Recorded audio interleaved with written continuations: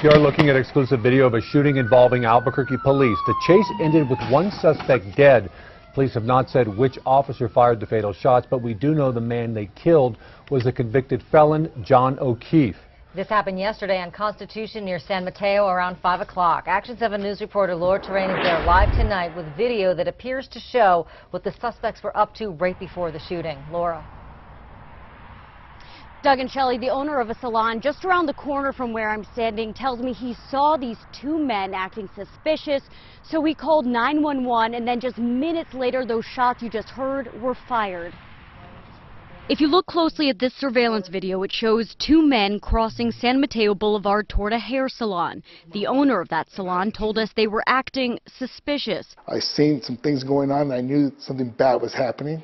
Roberto Vasquez says he did not want to confront the men as they walked to the back of his property. But after they left, he went outside and noticed a pile of stolen items. I see cameras and clothes and stuff, like someone had dumped a bunch of stuff there. So I said, call 911. And the operator talk to me, and I said, what should I do? He says minutes after that call was made, police cars were speeding in the direction the men were headed, lights flashing and sirens blaring. This video taken by another witness shows what happened next. Watch again. Police identified by the blue arrows chase after one of the men who's followed by a red arrow. Officers say that man is John Edward O'Keefe, a repeat offender who's been in and out of jail since 2005. Investigators say last night O'Keefe pulled a gun on officers and started shooting. Police fired back, fatally wounding the 34-year-old. We're told a second man was taken into custody but has not been identified and has not been charged with a crime. I'm going, oh my God. Vasquez tells us he cannot believe his 911 call ended in this fatal shootout. And I just want to point out these bullet holes in this alley here. This is where the fatal shooting ended, with O'Keefe dead.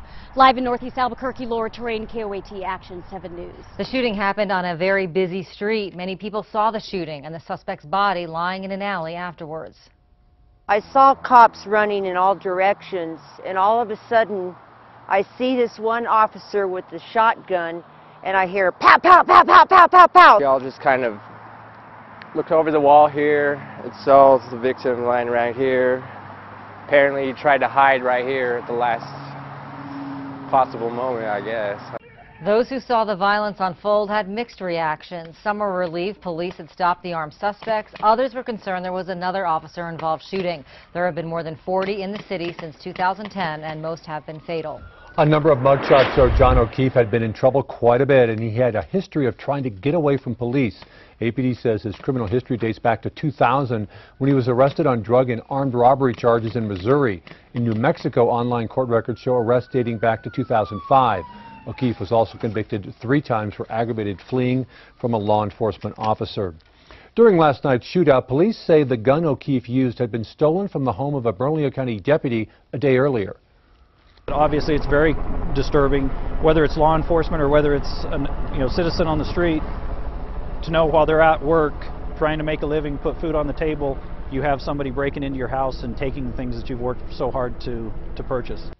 The sheriff's office is not sure if O'Keefe was the person who stole the gun, even though he was using it. The gun was not a department-issued weapon and was one of several stolen from that deputy during the burglary. It wasn't just the gun. Police say the bulletproof vest O'Keefe was wearing was also stolen from that Bernalillo County deputy. Albuquerque police provided us with these photos of the vests. Today we spoke to the regional manager of Neves Uniforms and Equipment, and he says these certified vests are what law enforcement wear because they stop bullets fired from handguns.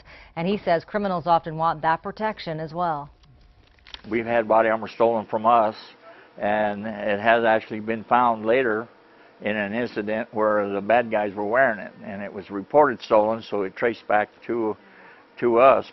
We're told it's not illegal to sell certified vests to the public, but Neves chooses not to.